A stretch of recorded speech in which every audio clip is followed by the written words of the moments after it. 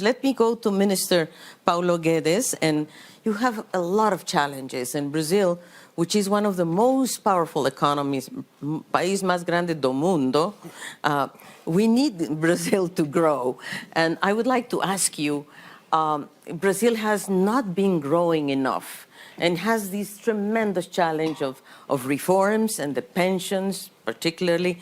So can you tell us a little bit, Minister, what are the things that this government of President Bolsonaro is trying to gear to get more investment, to open up, to, I hope, to seal the deal, Mercosur, Europe? There's so many things on your plate. Certainly. Different from Argentina, I must say, but also very challenging. Minister, please. Well, Brazil was once, by some decades, the fastest growing economy in the world. Brazil used to grow faster than China, than Korea, than Japan. Japan was number 2 for 2, 3, 4 decades.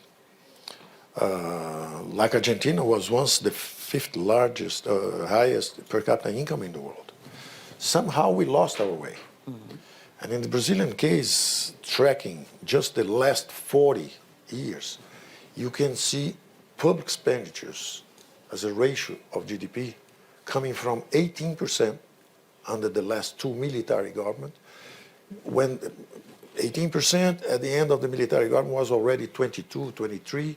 Then the civilian governments, one after the other, 30%, 36, 40, 45%.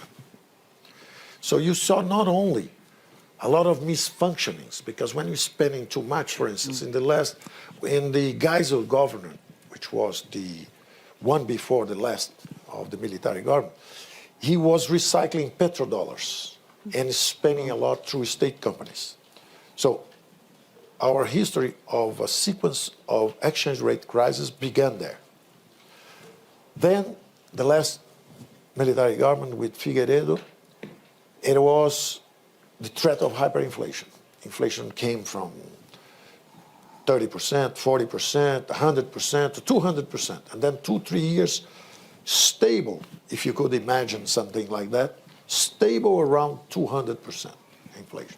All the economy indexed, wages, rents, everything indexed. Then the civilian government, first elections, and then we went to hyperinflation, 5,000%. And then we began fighting symptoms of inflation instead of fighting the underlying phenomena. We began attacking symptoms. We have frozen prices. Then we froze financial assets. Then eventually we learned the importance of the central bank, of floating rates. But still, because public expenditures was uncontrollable, we just switched inflationary finance for a snowball indebtedness. Then internal debt came from 20, 30% of GDP to almost 80% of GDP, which is where we are now. And then at the end of these 40 years, what we saw with this uncontrollable expansion of public spending, the corruption of a democratic system, and economic stagnation. So it is not something that happened suddenly to Brazil. Brazil was growing 7.3, 7.4 average for 2, 3, 4 decades. Then we decelerated to 5% at the end of military government. Then we began 2, 2.5 for 15, 20 years. And then we collapsed to 0 and eventually minus 3%, minus 3%. So it is a long story. I compared it to harpooned a whale, big whale, a giant dimension. It was a continent. It's a continental dimension economy with natural resources, with everything. And then we harpooned it with very high interest rates, with hyperinflation, with a lot of bureaucracy, high taxes. Eventually, you kill the whale. So we collapsed. And I'm using, just to simplify the situation, even to my president, to the popular opinion in Brazil, first year, we will remove 1 or 2 harpoons. It will grow 1%. Second year, we keep removing harpoons. It will move better, 2%. Third year, 3%. Last year, 4%. Well, first year was 1.2. And this year, looks like it's 2.5. So even higher than what I thought at the beginning. So we're beginning to remove the harpoons, the economy is beginning to move, and we believe we will be contributing in this next 2, 3, 4 years, certainly to the growth of the region. We began attacking the number one expenditures, Social Security. It was exponential, the increase. And even worse, a factory of privileges, because they were unequal.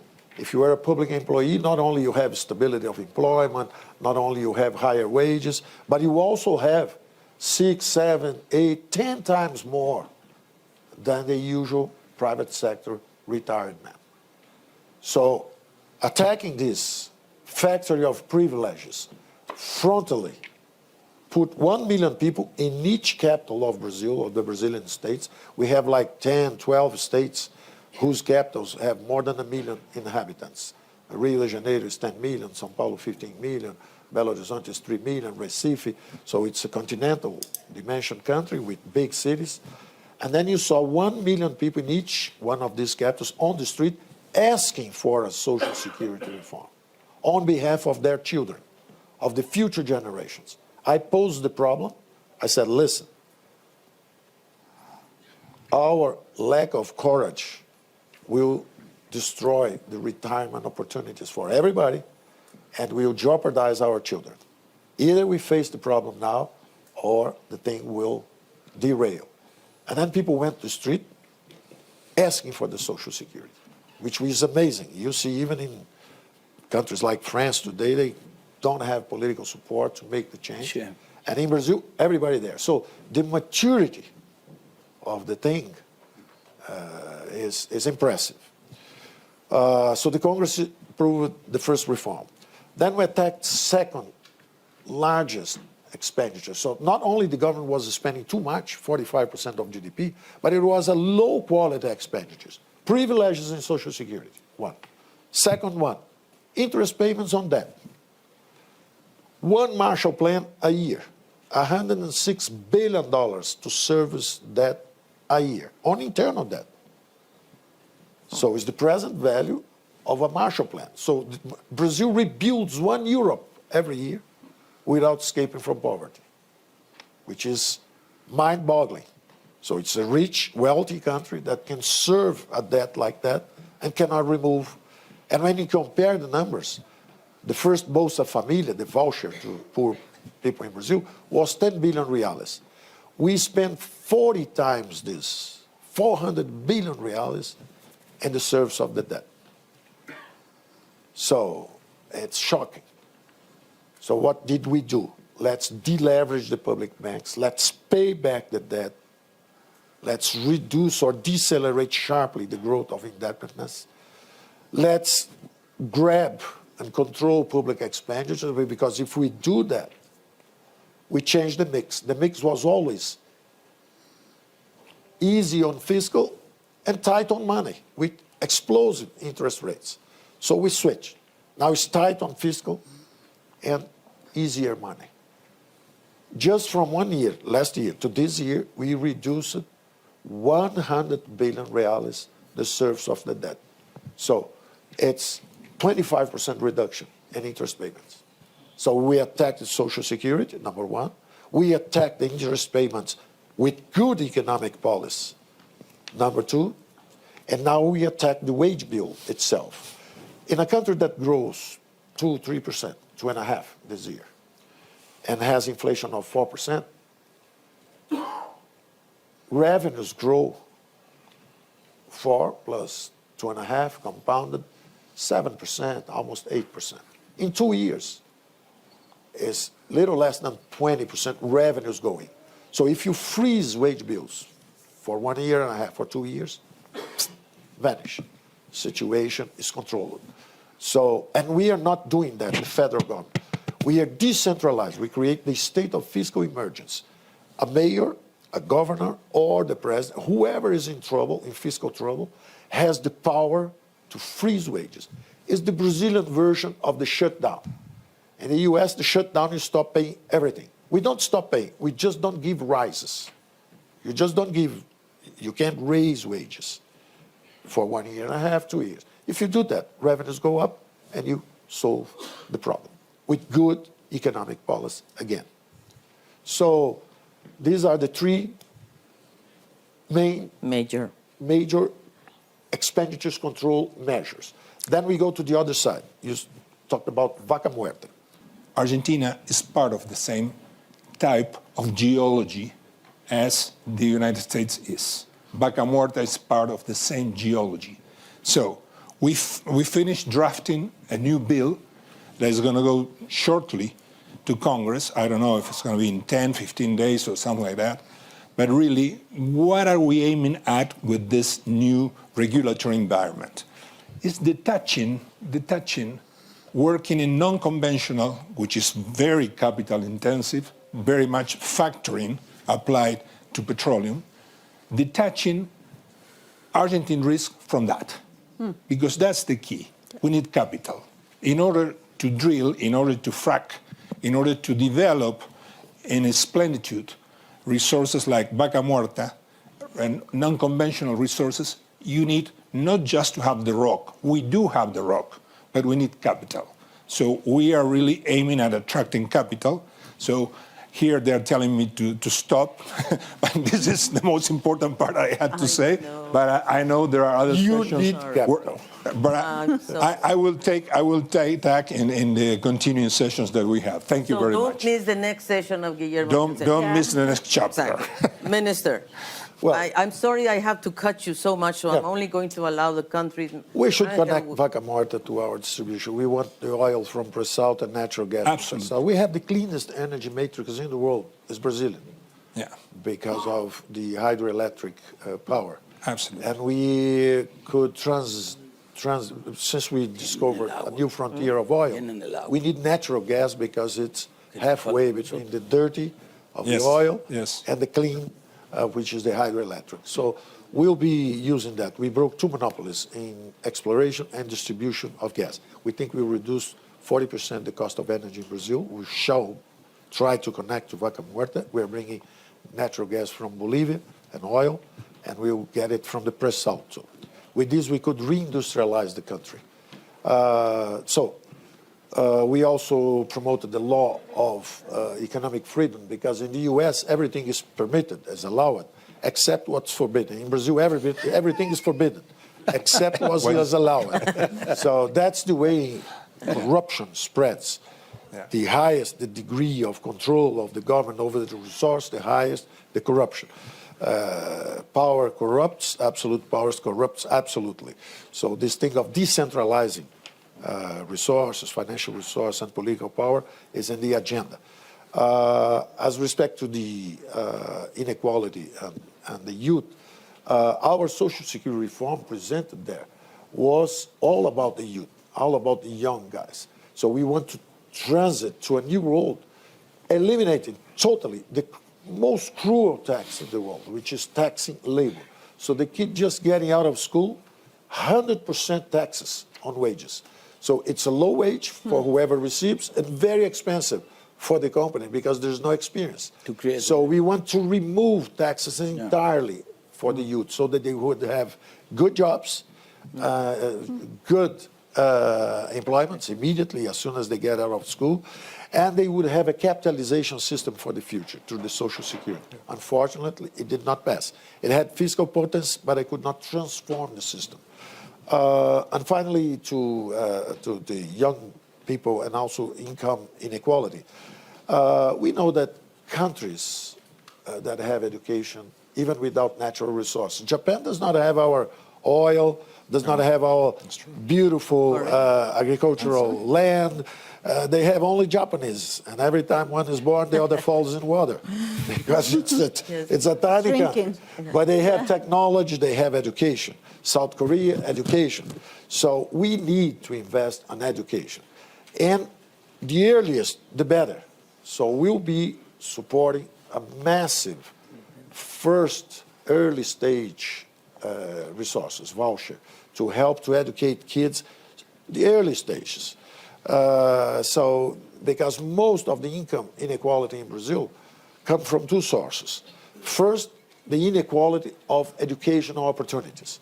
So the poor kids don't have jobs, they don't have education, don't speak English, don't have, it's a very sad thing, and very high taxes on labor. And this tax on labor make that 40 million Brazilians do not contribute. They don't have jobs, they cannot contribute to the Social Security either. So you destroy jobs and you destroy the financial foundations of the Social Security system. We addressed that too. And the income inequality, one source, like I said, is the inequality of opportunity, especially through education, but also the privileges, that the lack of competition, because we should ask ourselves how 3.7 billion Eurasians are being removed from poverty. Never in the history of humankind so many people escaped from poverty, like India, China, Vietnam. They're escaping from poverty using the very same tools that we are not using: markets, competition. You go to Brazil, 200 million people have to buy construction services from 6 companies. Have to have banking service from 6 banks. So cartel here, cartel there, cartel everywhere, exploiting 200 million because we don't like capitalism. We hate competition. Thank you so much. So think of that. And he went on to say that he's been married 50 years. And he plays piano. Do you have a favorite piece that you play? Well, songs that my mother likes. Very nice. Brazilian songs. Brazilian songs. Maybe we can catch you later at the piano bar. You can take over. Brazil was left behind. We lost this big wave of innovation and globalization. And I use the word mind-factoring, from labor with our hands to labor with our minds. This change will take a while. But we are running after it. The future of manufacturing will be mind-factoring. Industry has been a capital-centered, based on capital. We thought of educating people so that they could get a job. The big change is now industry will be human-centered. And we'll have to adapt the machines. And not people anymore to get the job, but they adapt the machines to get the job done. So I think this will be the great change to value human talent, creativity, even though working will be reduced to the machines themselves through IoT and artificial intelligence. So we now have to qualify capital to participate in our production system instead of just qualifying people to get a job in the system. In a country like Brazil, we are a little behind, not to say a lot behind. So we have a first level of concerns, which is removing a hostile environment to business in general, to receive and redeploy all this knowledge that is available already all over the world. It's a general equilibrium problem.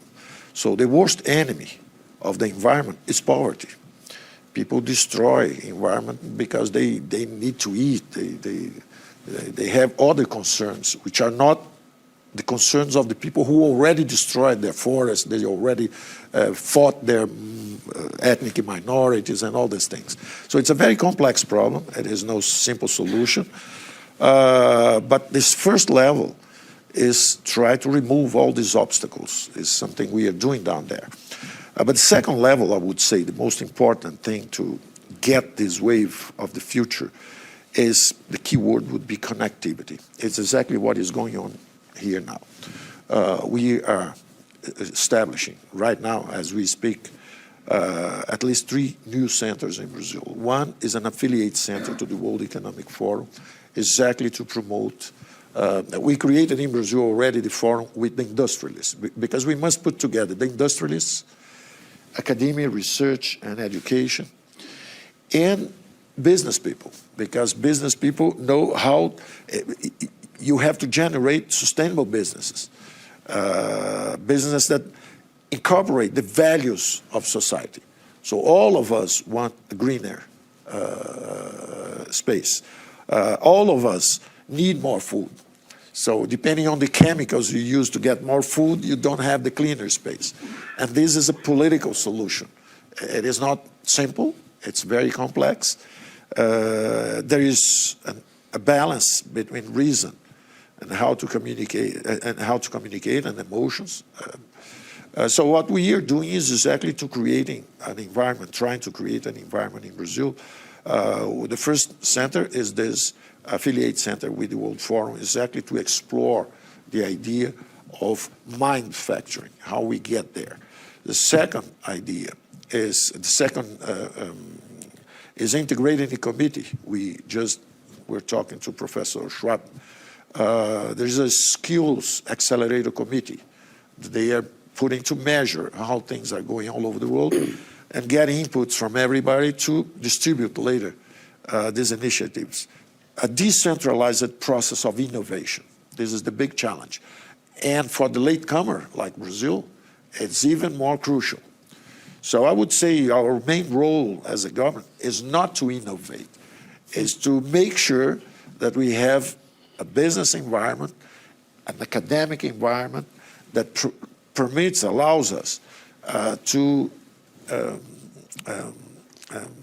appropriate all this knowledge. Remember, Brazilians invented the airplane. The Americans say it was the Wright brothers, but we have Santos Dumont. We invent the airplanes.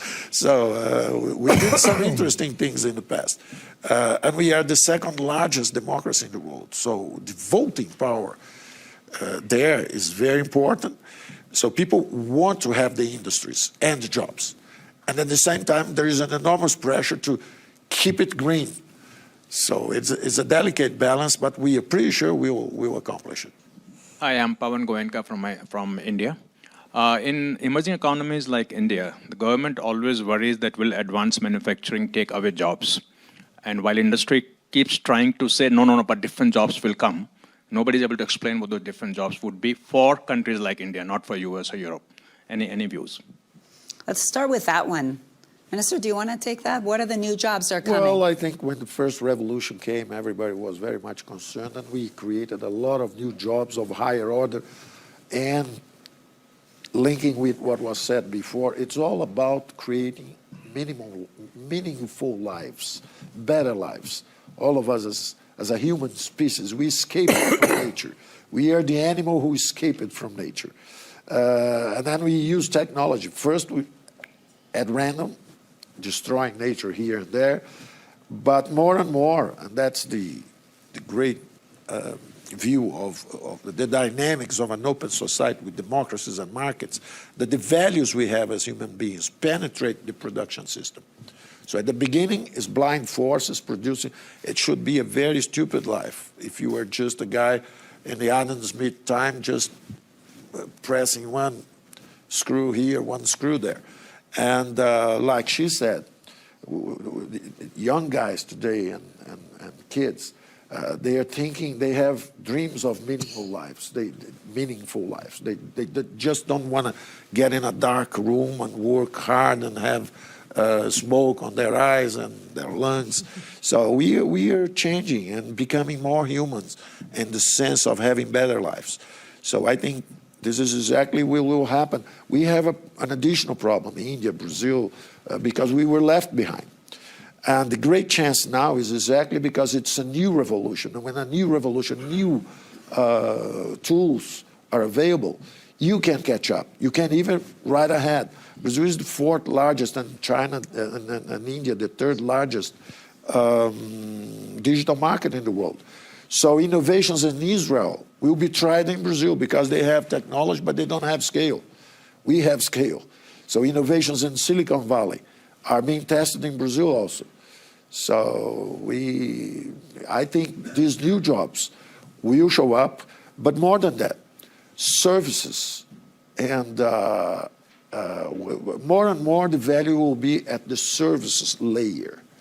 So we can catch up if we have training, education, but especially if we are connected.